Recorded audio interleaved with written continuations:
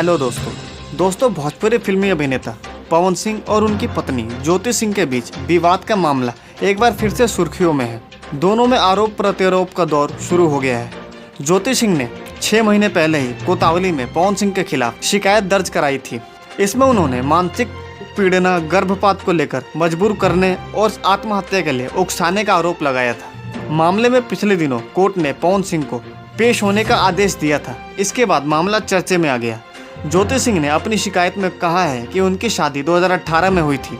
ज्योति सिंह ने पवन सिंह पर आरोप लगाया है कि शादी के कुछ दिनों बाद पवन सिंह व ससुराल वालों ने उनके लुक को लेकर ताना देना शुरू कर दिया था।